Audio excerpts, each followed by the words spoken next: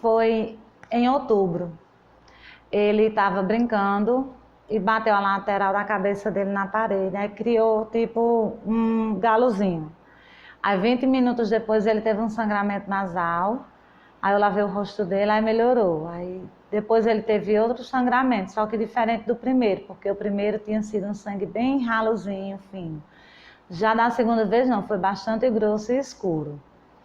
Aí lavou o rosto dele, aí tudo bem. Isso foi no sábado. Aí no domingo ele teve febre e outro sangramento nasal. Aí na segunda febre e mais outro sangramento. Aí eu levei ele ao hospital da minha cidade, onde foi feito uns exames. E a médica disse que ele estava com as plaquetas baixas. Aí ela pediu mais outras sorologias. Aí como ele é branquinho, aí ela notou umas manchinhas roxas nas pernas dele. Aí ela perguntou, mãe, essas manchas? Assim é porque ele é muito ativo, ele corre, brinca, estuda e tudo mais. Aí na terça-feira fizeram mais 20 tipos de sorologias, porque começaram a suspeitar de dengue hemorrágica, só que deu negativo para tudo. Aí fez ultrassom, fez raio-x, e do mesmo jeito, não tinha nenhuma alteração. Aí na quarta-feira, no plantão, a médica sugeriu um mielograma, só que na minha cidade não fazia, né? Então ele foi encaminhado para Campina Grande.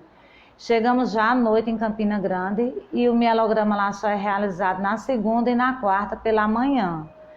E na sexta-feira era feriado, dia 2 de novembro. Aí a médica disse que ia pedir um exame mais específico dele. Aí nesse hemograma, ela disse que tinha encontrado células estranhas, que não eram compatíveis com o organismo dele, mas que eram compatíveis à leucemia, né? Aí ali, já fui logo desabando mesmo, né? Porque quando você escuta a palavra câncer, a gente nunca pensa na cura, já pensa logo na morte, né? Aí ele já veio transferido para cá, só que ele não veio diretamente para o Laureando, ele veio para o Arlinda, onde ele passou 12 dias lá. Aí no dia 10 de novembro, aliás, dia 12 de novembro, ele começou a fazer o primeiro ciclo de quimioterapia e está fazendo até hoje. Como foi a reação quando descobriu o diagnóstico? Foi muito difícil, porque mãe nenhuma, né, a gente se prepara para ter um filho com câncer. Principalmente ele que era sempre ativo, e era o caçula e tudo mais. E assim, a leucemia dele, ela é a mais forte, ela é mais agressiva do que a linfóide. Por isso que o tratamento dele é sempre mais forte. As quimio é mais agressiva, o internamento dele é muito longo. Às vezes a gente não passa nem uma semana em casa, já vem para internar novamente. Durante 2 vezes teve complicações sérias, que ele teve que ir para a UTI. Teve na segunda internação dele, que ele foi para a UTI, ele quase que morria, né? Porque ele desenvolveu uma pneumonia bacteriana, devido às defesas dele terem baixado bastante e as plaquetas. Ele passou 20 dias na UTI, aí depois fomos para casa. Só que nisso, na cirurgia que ele fez, ele perdeu muito sangue e ficou um buraco muito grande no peito dele, de onde foi retirado a área necrosada. Aí em casa, na troca de curativos, começou a abrir a ferida. Então ele botou para fora, teve que tirar, que a gente chama de corpo estranho. O organismo dele não absorveu o tampão industrializado que a médica deixou e abriu um buraco enorme no peito dele. E não tinha como costurar porque era um buraco oco e as bordas estavam secas. Então a gente passou 1 mês indo para João Pessoa toda semana. A gente vinha no domingo, fazia exame na segunda, consulta na terça, sem condição de tomar as químio, voltava para casa. Aí foi um gasto extremo, porque ele tinha que usar os curativos, que era aginato de prata com cálcio e o Veragel, porque o Veragel evita a necrose, que necrosasse novamente. E o aginato, ele vai criando tecidos, porque os médicos chamam cicatrização por segunda intenção. O buraco ia fechando de dentro para fora. Mas até isso acontecer foi uma batalha grande. Aí nessa 4ª internação dele, foi muito forte também. As defesas dele praticamente zerou. Ele ficou só com 10.000 de plaqueta, 3,3 de segmentados e 400 de leucócito. E o hospital não tinha granuloquine, que é a medicação que faz as defesas subirem. O hospital não tinha plaqueta, né?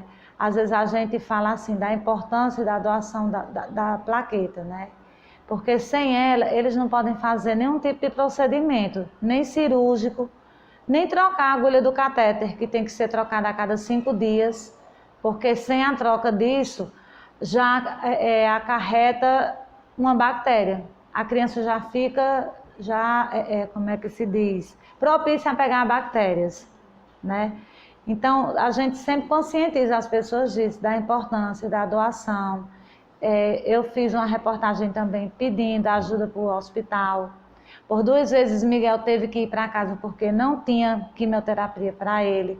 Eu tive que entrar com um pedido ao Ministério Público. Teve que ser comprado químio para ele, granuloquímio que não tinha. E são medicações caríssimas, né? E assim, infelizmente, eu tive que sair do meu emprego porque eu não tinha como conciliar o emprego e cuidar de Miguel. Eu moro em Cajazeiras, então é uma distância bastante grande, né, de Cajazeiras para cá.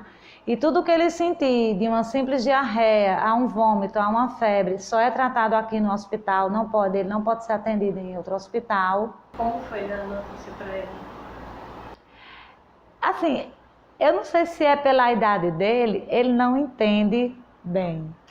Ele tem uma irmã de 18 anos, que ela cuida dele desde os 6 meses, quando eu voltei a trabalhar. E para os irmãos foi muito mais sofrido do que para ele. Às vezes ela brinca com ele, ela diz assim: Miguel, você tem que ficar bom, porque eu dependo de você para ser feliz.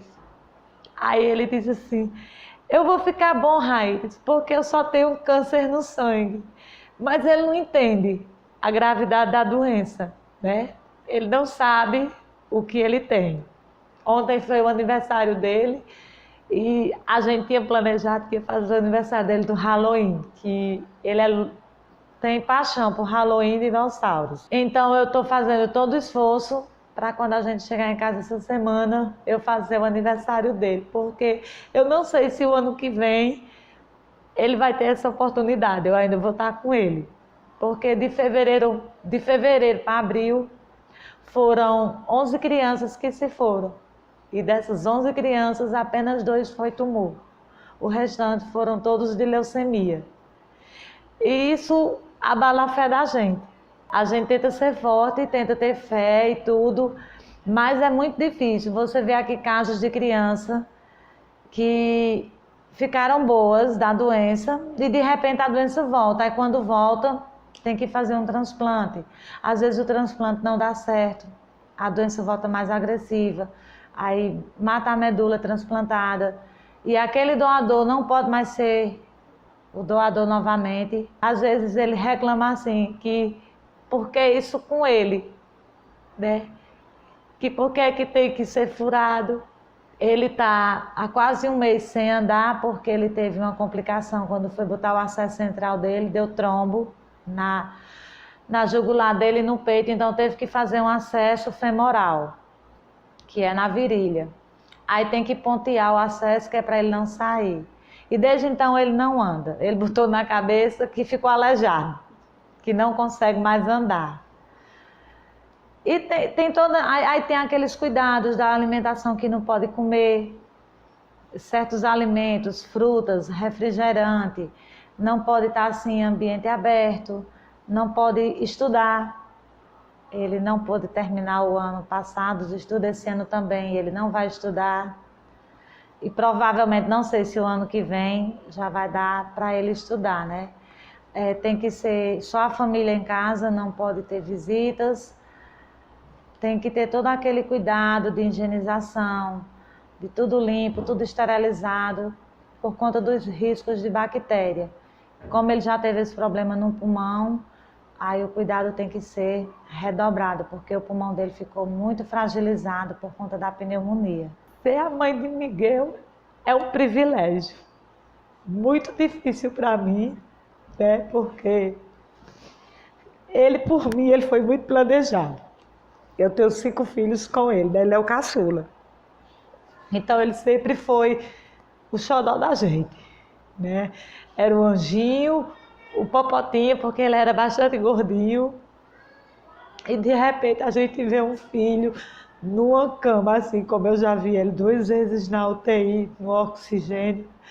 E teve uma das ocasiões que o médico disse que o que poderia fazer por ele já tinha feito, agora era com ele, né? Era o organismo dele responder.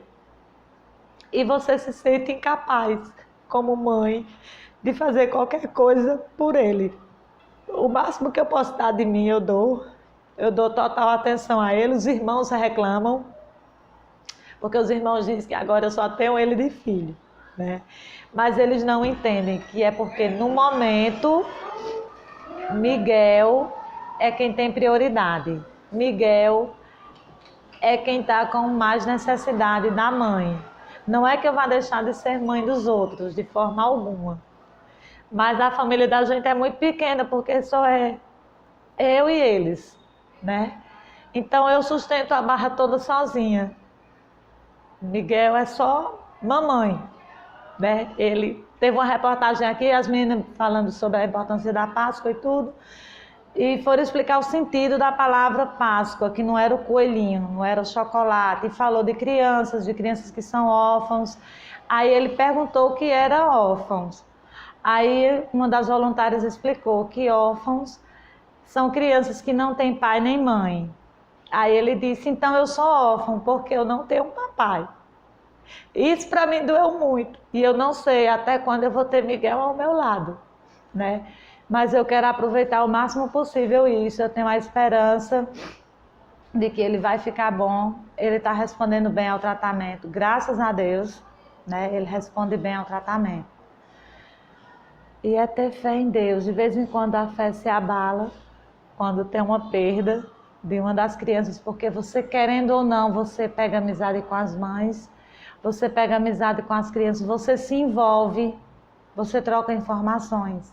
Então, quando tem uma perda dessa, todas as mães sofrem junto, porque você não sabe se mais na frente vai ser o seu.